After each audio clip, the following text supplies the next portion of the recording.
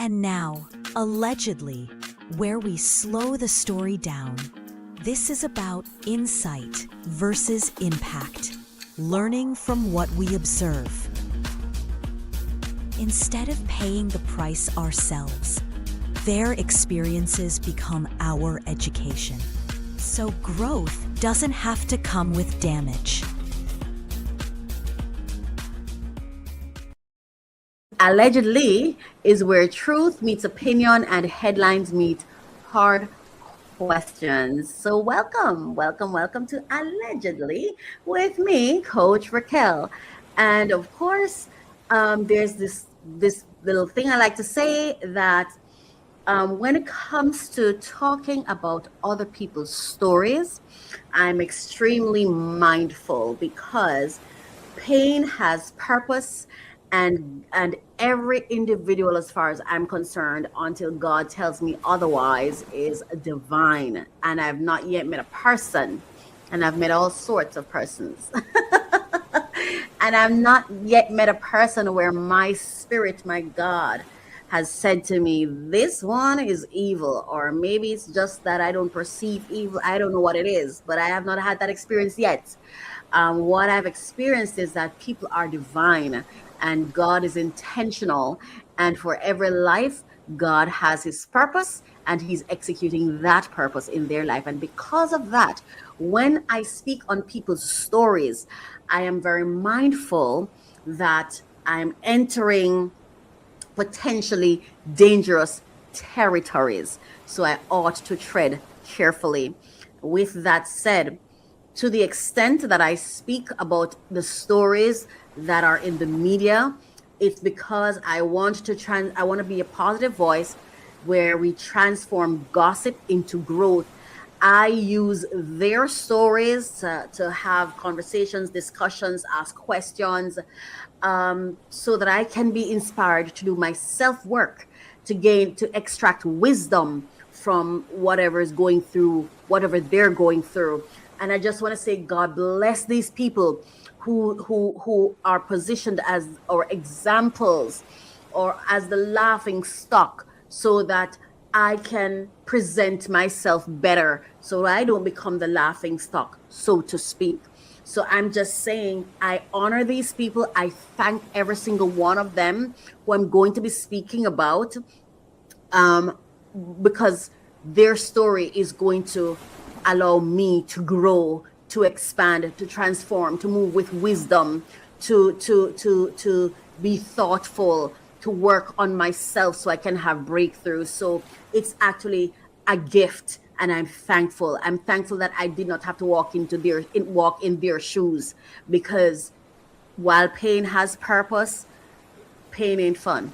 It isn't fun either. It's not fun. It's a real life thing. And so today, and before I go there, let me just go to the copyright disclaimer. Everything I use here is with respect to this copyright disclaimer under Section 107 of the Copyright Act 1976. Allowance is made for fair use for purposes such as criticism, comment, news reporting, teaching, scholarship, and research. Fair use is a use permitted by copyright statute that might otherwise be infringing. We're not seeking to infringe on anyone's rights. This episode of Allegedly, I'm really thinking on projected entitlement and public expectations. It's something that it's really bothering me. It's bugging me, I don't know where culture is not it's not accidental. And I'm trying to figure out where in our culture, or when we got to a place where we feel so entitled to people's brain power, peace of mind, attention, intention. You know what I mean? It's like there's this entitlement that I hear, and I'm like, I don't quite understand it, and I don't understand where it came from, and I think it should go back to wherever it came from, because it's not right and it's not fair. The first one I'm going to talk about is Tyra Banks. So let me go for the story. Netflix drops America's Next Top Model documentary. Okay, critics say it's not flattering to Tyra Banks. And the story was by, just to credit, Connor Murray, Forbes staff. Murray is a Forbes news reporter covering entertainment trends. Man, the view. Okay, so reality check inside America's Next Top Model, a three-part docuseries on the hit reality show of the 2000s, dropped on Netflix on Monday, with revelations about some of the series' most infamous moments. As critics say, the series paints host Tyra Banks in an unflattering light. All right, so it says here, key facts. Banks sat for an interview for Reality Check, but she's not a producer on the documentary, which also includes interviews with former contestants, producers, and judges from America's Next Top Model. The docuseries covers some of the show's controversial moments, including some of Banks' clashes with contestants and fellow judges, as well as the alleged promotion of disordered eating and culture of body shaming on the show. It says, what does Reality Check say about Banks? The documentary appears to place some of the blame for the show's body shaming and eating disorder culture on Banks, who created the show in 2003 and executive produced and hosted it for much of its 24-season run. Wow, that was a good run. The docuseries plays clips that depict Banks calling a black model's skin ashy, telling another contestant who was subjected to fat shaming comments multiple times to get a burger and take the bread off, and urging model Danny Evans to close a gap in her teeth, according to a review by The Cut. Evans, who was interviewed in the docuseries, accused Banks of attempting to make good television at my expense, saying, "It's my life and it was toyed with consciously." Hold on, I have to stop right here. Now, okay.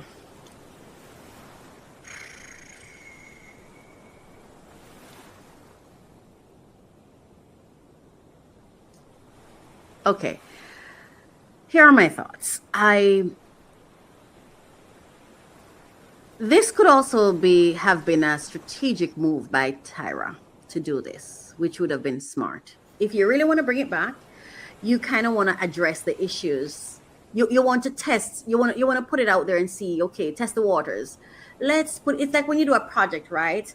And you get to a place where you have to do the assessment to see what happened, especially if you want to go further or move, and I think I would do this. I would make this move. I would do this documentary, have this documentary done if I was Tyra, to throw everything at the wall before I bring it back, so that whatever needs to come out now and not overshadow what I have coming up, right? So I would commission such a thing. So I'm going to bear in mind that this could very well have been exactly what Tyra set out to achieve, right?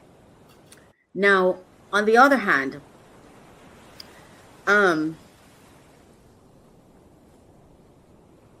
it's interesting how they're reporting it, almost like they're hanging it around her neck. Yes, I understand she executive produced it, but it was a product and a program that she created that I think can be vetted on its own merit. It doesn't have to be personal. It doesn't have to hang around her personal neck. I mean, when we vet companies, do we always hang it around the owner's neck? Don't we talk about, oh, the burger tastes this way? We can keep it business, can't we? Can't we just look at the product and assess the product and evaluate the product, and it doesn't have to get to the person? Because I feel that if you're going to evaluate the people, the human resource involved. It shouldn't just be Tyra. It should be everybody. Everyone was at work. Her role as executive producer is a title, is a job title. That's a work title. So she was one of the employees too. It's just that she might have been the employee that introduced the idea. Do we want to punish people for introducing ideas that we then benefit from? Why can't we just assess the project and report it like that way? You know?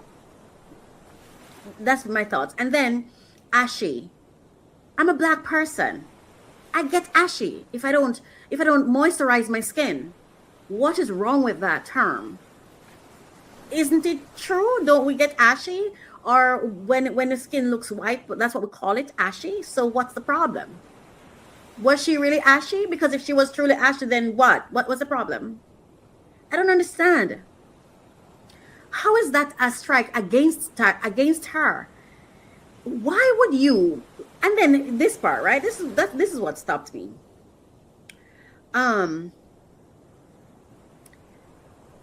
This person, God bless her and thank her for her story, I'm not mad at her, accused Banks of attempting to make good television at my expense, saying it's my life and it was toyed with consciously. How did you become a part of this? Didn't you at some point choose to be a part of this? Did you not know what you were getting a part of? If someone says, I'm going to make your next top model, you thought, and this goes right back to what I was talking about when I said people who have these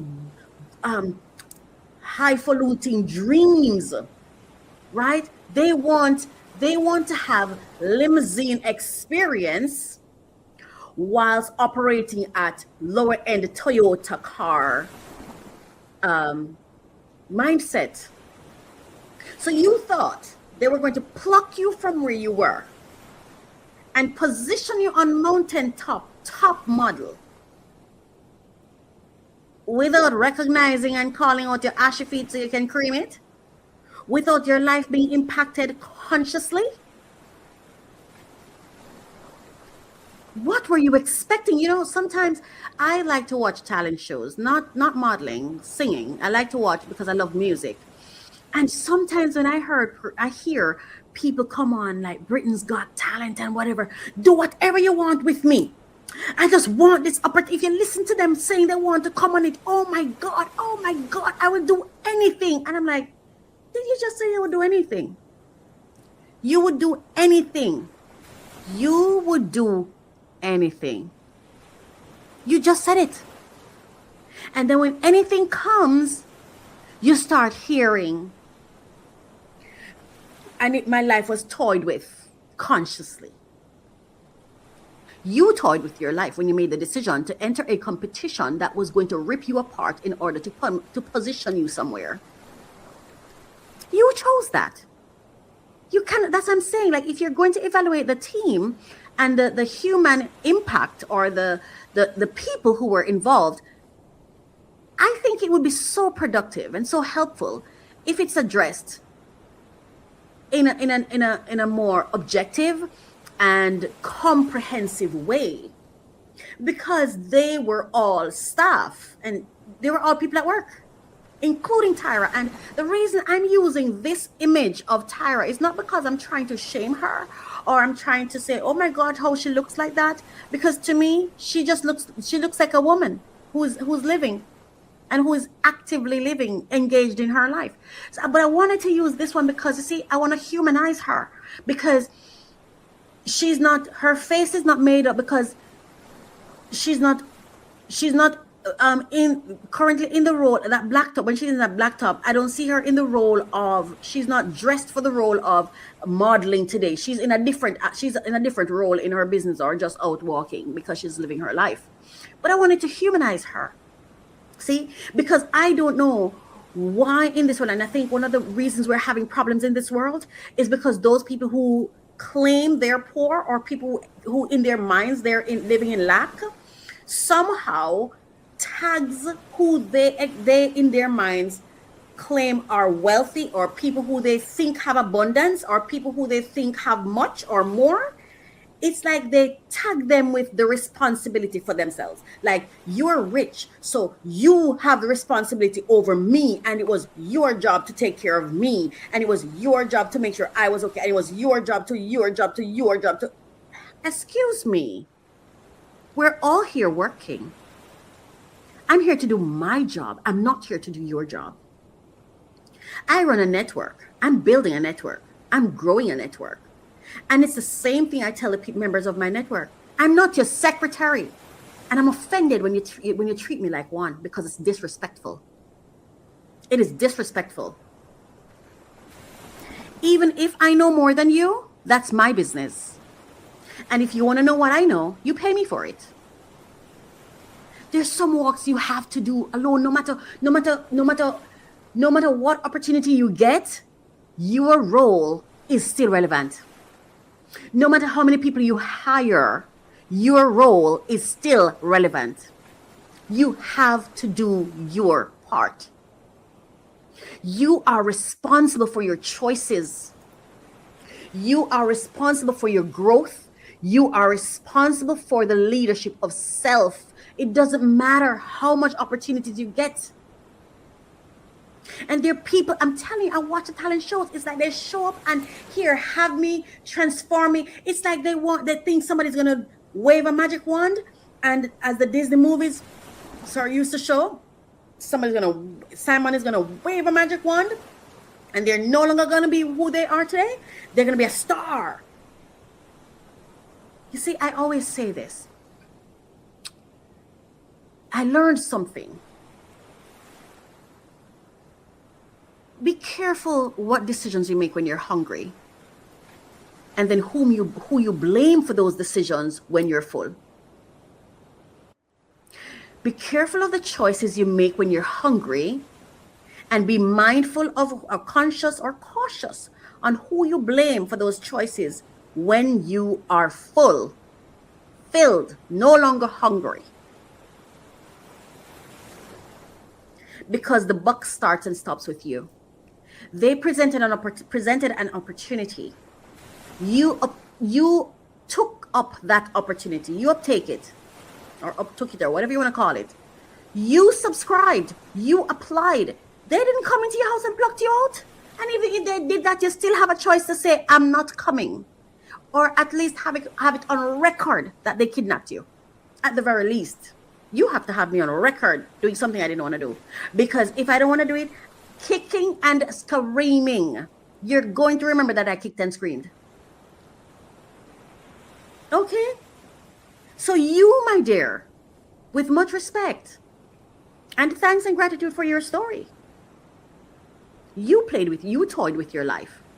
And to the extent that anyone actually toyed with your life, it's because you gave them license to. And I'm not saying that because you signed up for a job, you're supposed to be treated a certain way. That's what human resource is for.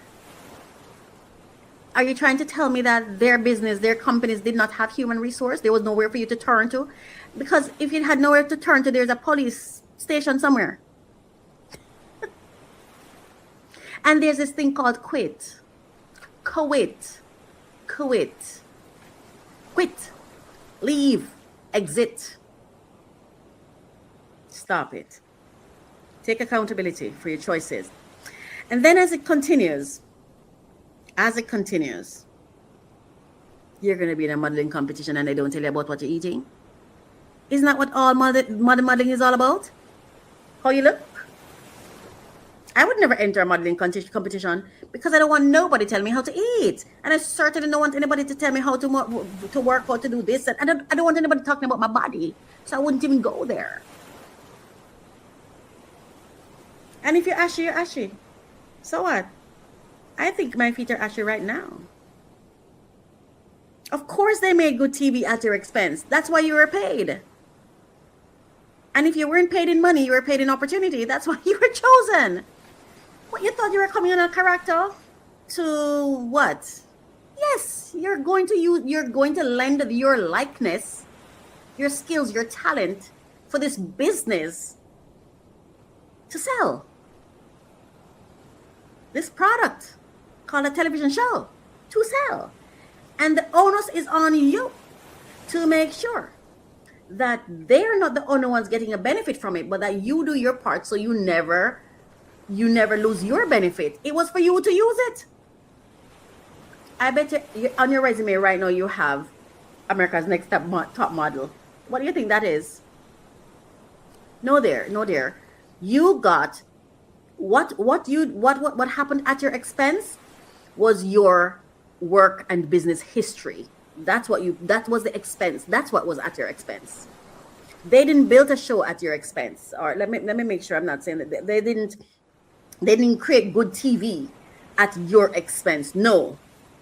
You got to work with other people so you could build a resume, a portfolio, a business opportunity, business experience, a business history at your expense. That's what you did. And if you did not like the stakes or the conditions, you had the right to choose another way to get your business history, another way to get yourself platformed, another way to have gotten the honor to come sit here and have this interview to express yourself.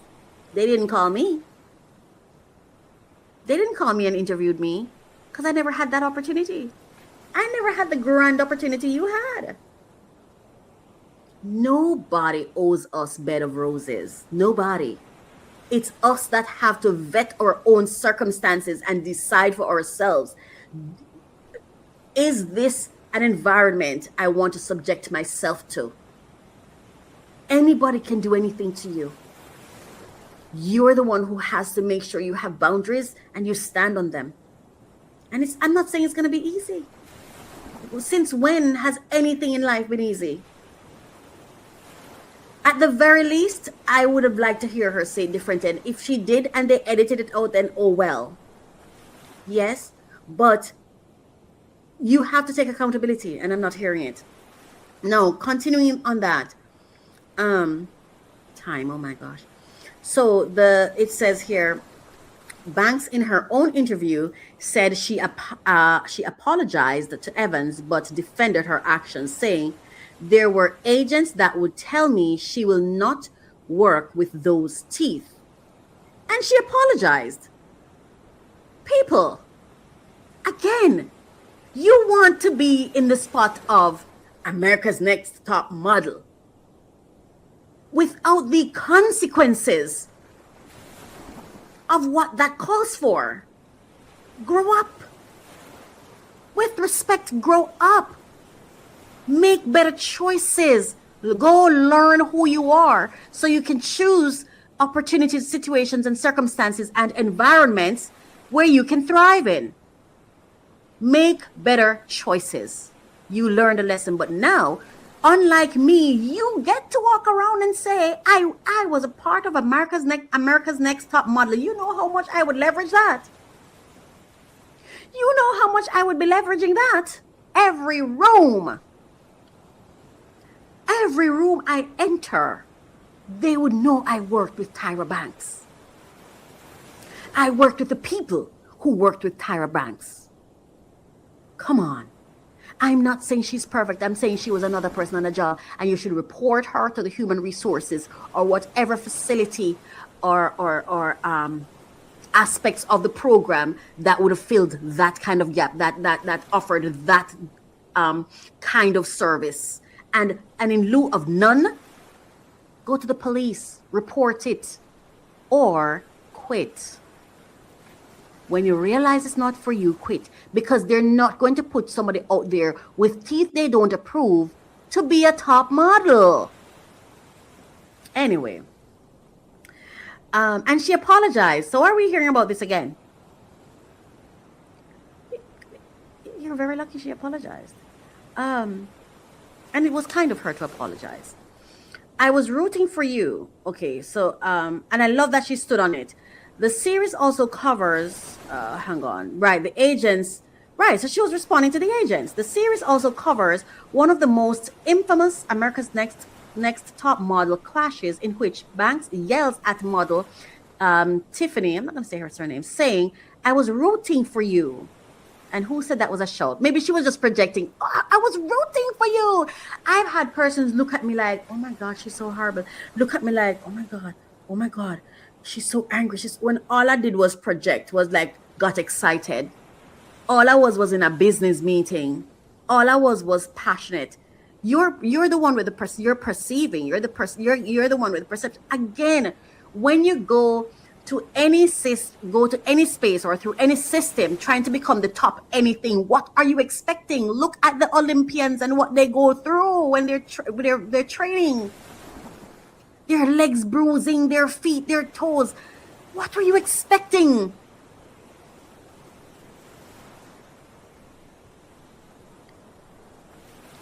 "We're all rooting for you. How dare you?" Banks in the docuseries admitted she went too far and lost it, saying the issue was probably bigger than her.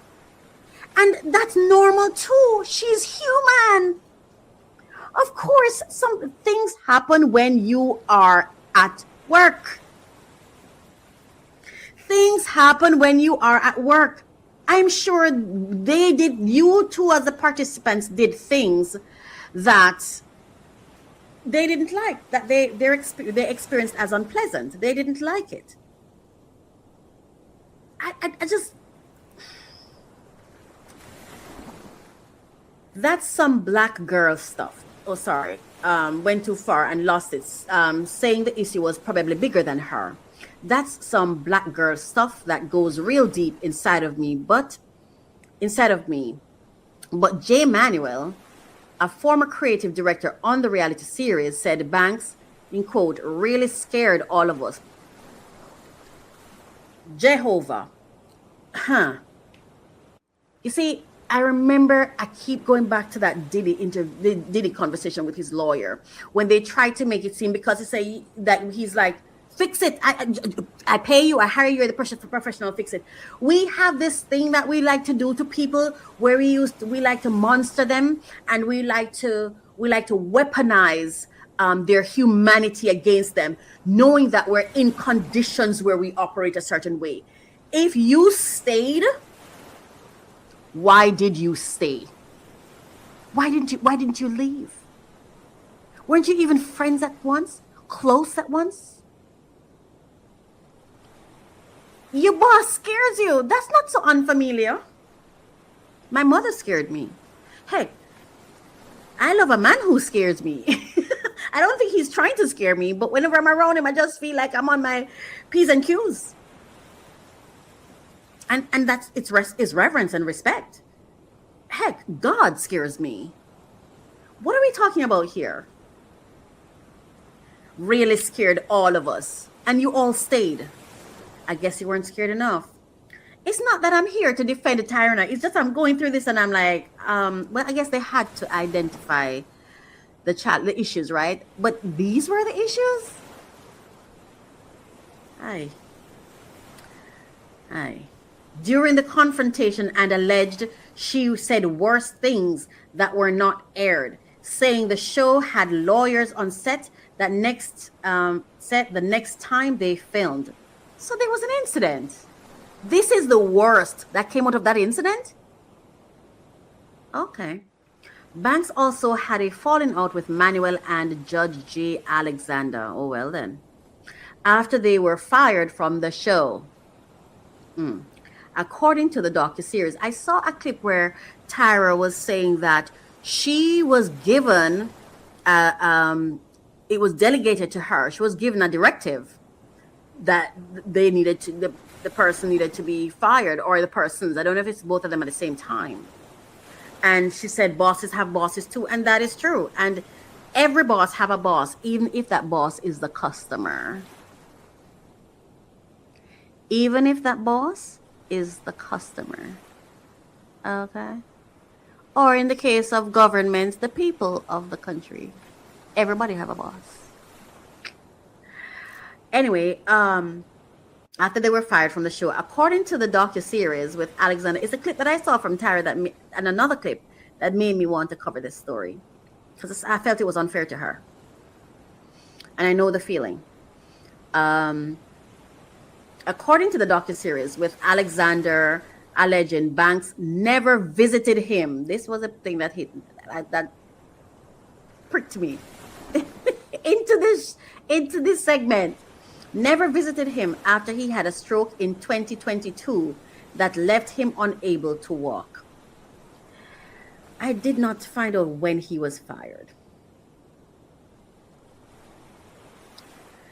I will be fair to the guy and say this. I will say this.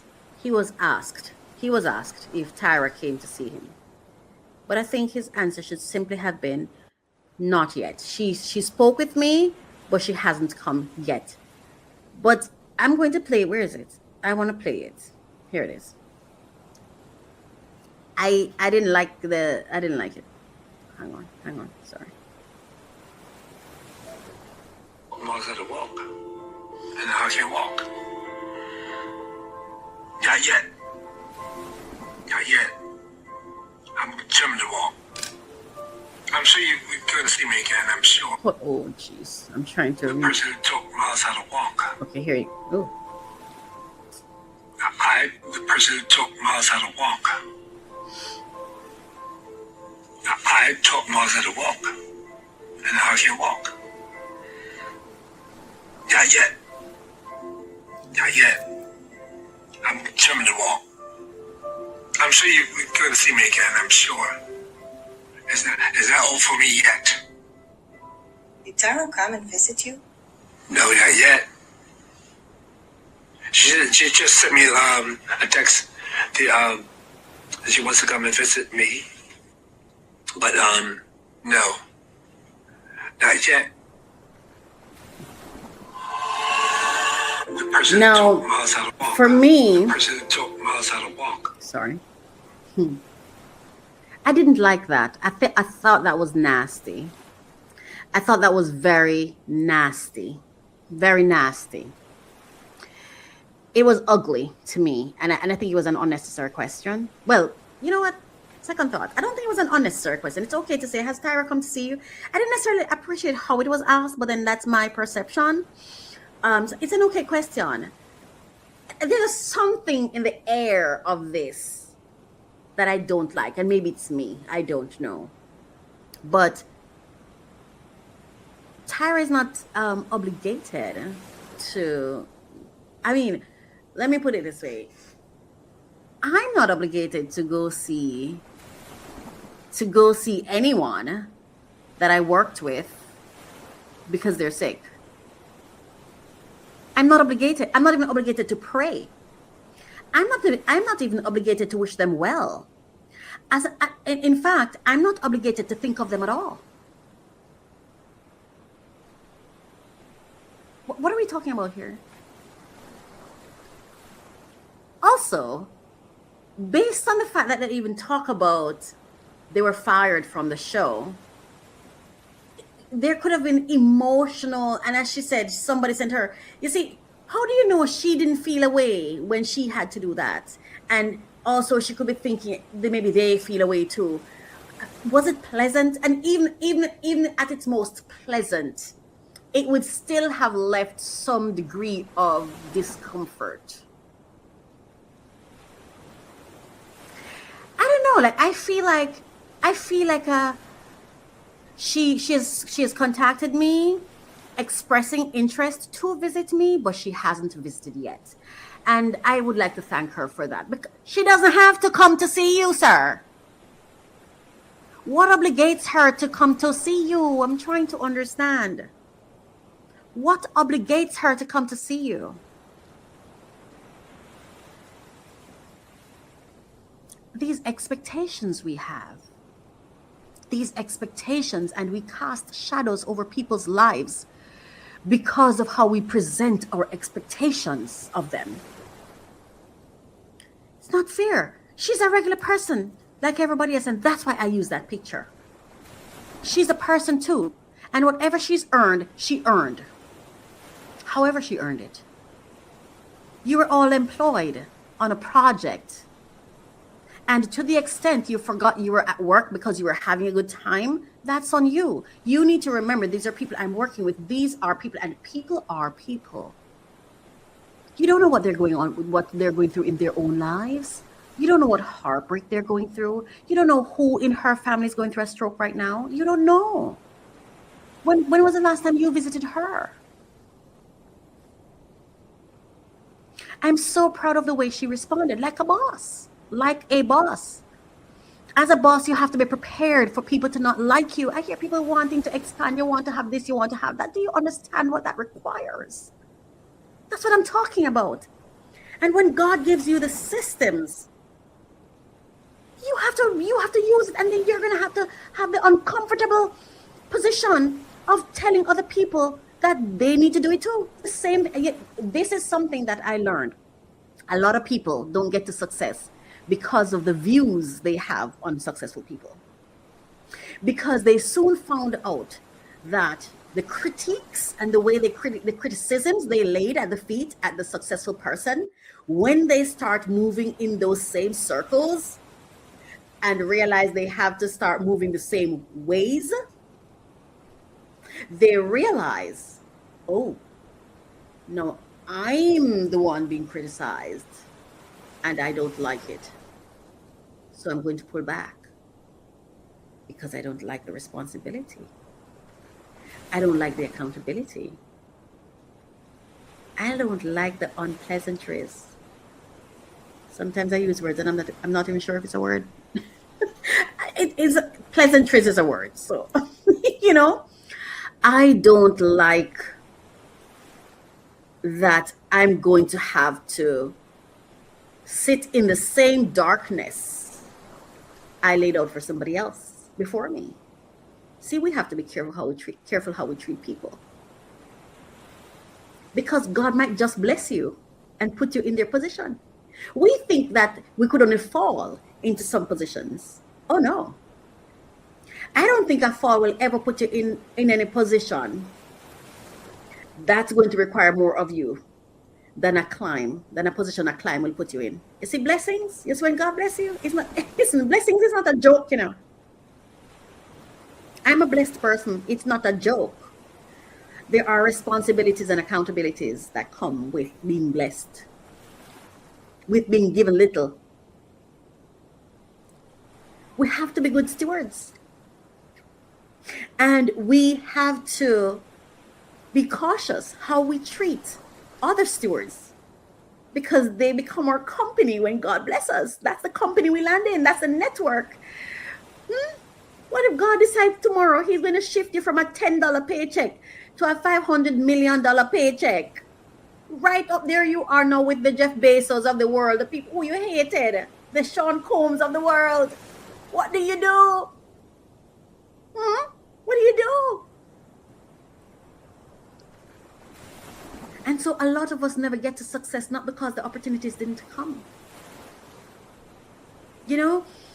God didn't give me more. He made me want less. That's my success. That's my success. I did not know that's what success was. I used to always think, I will never be successful. And if I'm successful, I will never say it.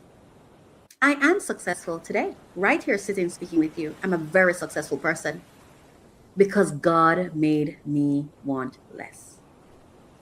And that's a whole other conversation, my darlings. A whole other conversation. We've got to be careful, cautious even, how we treat the people who risk it all to create opportunities that we then enjoy. Sir, I have compassion for what you've been through. But you got paid for your job. When you worked, you got paid. That was the obligation. Everything else is bonus and blessings. And we should be mindful how we have expectations of blessings and bonus and extras. It should be handled with care. I'm not saying you shouldn't have the desire for it, but it should be handled with a certain kind of grace, I think. That's just my opinion. Yeah.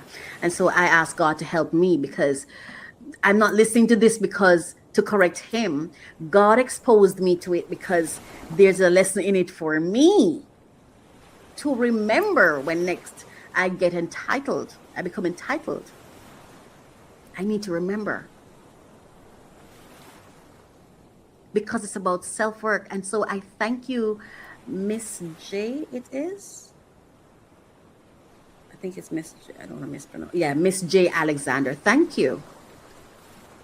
Yeah. For the mindfulness you're giving me now, that should I be asked that question, I want to be conscious of how I'm answering it, so that I can honor the blessing. Tyra is one person working hard like everybody else. We all have to do our job. And your welfare is your job. You know I'm building a system. Excuse me. Yesterday, my voice in my head, my God was talking to me, and it's like, my God said to me, I want you to do this episode today, because what you're building will grow. And when it grows, you're going to have people who say, oh, but I was there from the beginning, and now she's behaving like she's better than me, and she's above me, and blah, blah. You will have people who will say that. Yeah. But those are going to be the same people who chose not to learn the system, who chose not to matriculate from old ways, who chose not to advance themselves, who chose not to do their work, who chose to hang on to your coattail, thinking hanging on to the access to you would bring all they needed. But it wouldn't, because the access only gives you access. Your work is your work. Nobody can do your work. It doesn't matter how many people you hire. You still have to do your work. You have to show up, and you have to steward what God gave you to steward. I have to do it too. We have to be cautious. And that's what God said to me. And God said, I needed to do this episode. I needed to do this episode as protection for me, because he's bringing me to a place I don't know. So I'm not doing this episode by accident. I'm just trying to be obedient, because I won't understand the fullness of this yet. Because you see, this is not my first rodeo in entrepreneurship. 9 times over. And there are people who you give everything, and when they leave, they have the biggest complaints, and they gave the least.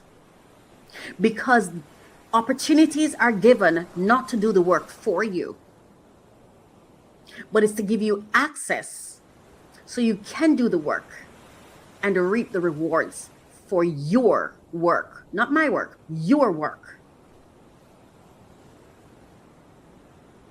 Don't get left behind. Don't get left behind. When when the abundance happens, don't get left behind, because it will be on you. It will be on you. All you. Whether you win or fail. And this is what I say. Don't thank me. Acknowledge me.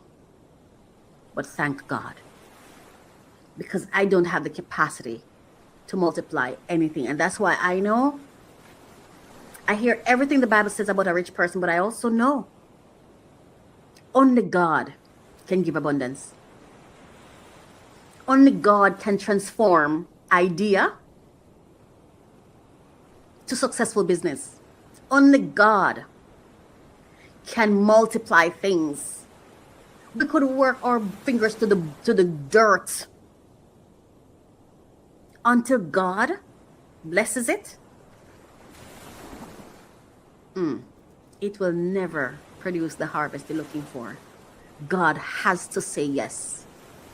And once I understood that God is in control, I moved different. It's not people. Take your eyes off people. This entire life experience you're having is between you and your God. You and your God. This whole life experience I learned was a whole thing between me and my God. The whole life experiences I've been having had nothing to do with my mother, who I grew up thinking didn't want me. Poor woman. God bless her. She didn't choose either. God used her too. And then after she brought me here, I was not grateful at all. Lived a good portion of my life wanting to die. Yeah. And now I'm so thankful to her because she brought me for 9 months, I think. 8.5 pounds. She said I was the heaviest one. I don't know her story, but from the little I've heard so far, that she carried me, that she mustered the strength to carry me, is more than I could ask of her. And I'm extremely grateful to my mother.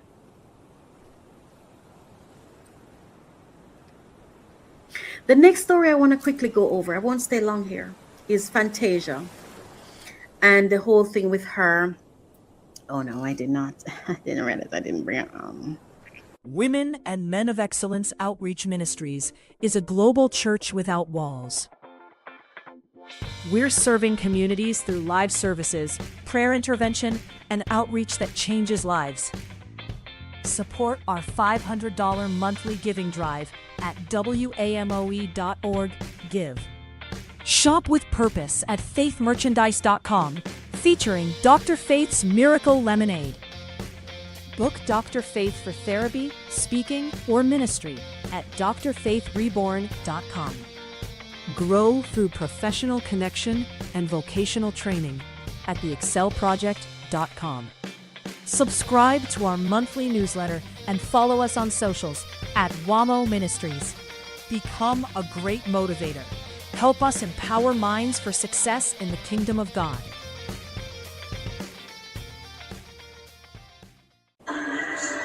So her husband did a grand presentation to her.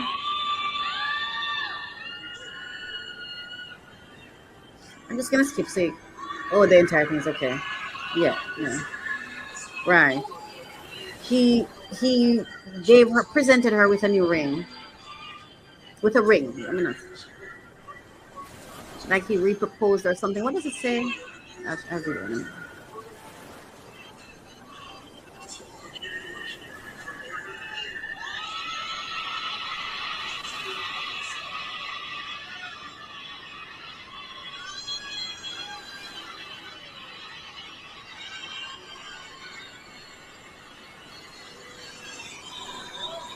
The Shade Room. Credit to the Shade Room for both clips. The sweetest thing ever. Kendall Taylor surprised his wife Fantasia at her Valentine's Day show. The two got married 11 years ago, but Kendall says he never gave her the proper proposal she deserved. Such a beautiful moment. But apparently, her father came out and did what I would call put a damper on it, because from my understanding, he's expressing concerns about the husband towards Fantasia, and according to the reports, claiming this was all for show. Well, this is what I'll say, because I'm already way over time. Okay, so it's for show. So, okay, it was a beautiful show. Now, I cannot get in between a parent and a child ever. And I believe there is some inherent care that parents have for their kids, no matter how they express it, no matter if they can or cannot express it. I believe inherently parents love their kids, even if they don't know how to show or demonstrate that love. I just, everything happened as it's supposed to. That's number one. Let's honor that. Perhaps he was supposed to do this exactly as he did it, and God understands why. I don't like it. I would not have liked it for myself. Give my show and give me a moment to bask in the pretense. Then,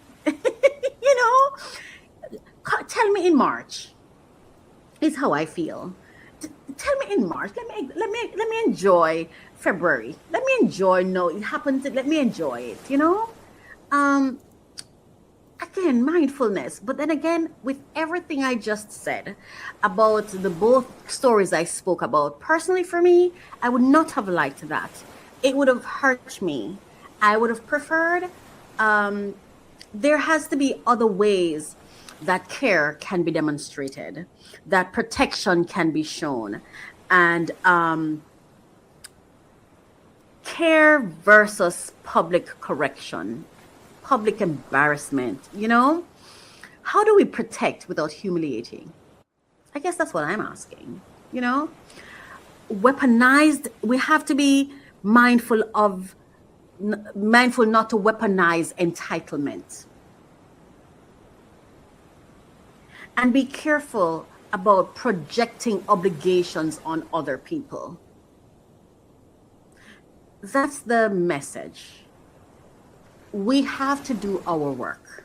We have to do our work. And this has been Allegedly. Thank you so much for listening. Thank you for watching. Thank you for being here. It is my hope that I offended no one. And if I did, it was because God wanted it to happen that way. And so I pray for grace for both of us, for all of us. Yeah. But it was not my intention to cause harm. I just want us to be in mindfulness and do our self-work. Right? Thank you so much for watching Allegedly. I'm Coach Raquel. New York, November 2025. No narration, just sounds. This docuseries captures fragments of my time in New York. What I noticed, where I paused, what stayed with me, unfiltered, unrushed. Presence over performance.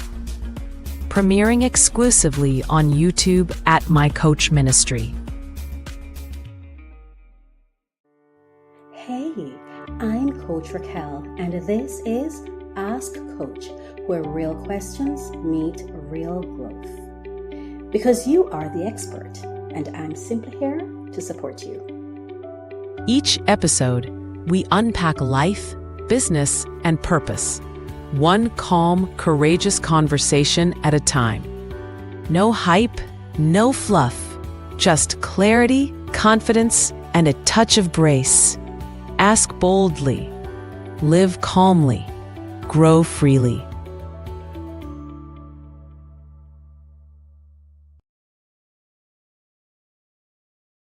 I love to open new packages. There will be the latest information on top funding opportunities for entrepreneurs who are seeking funding. Come along with me. I'm Coach Raquel, and this is a passion project for me, so I am so happy to bring this to you. Thank you so much for listening. Thank you for watching.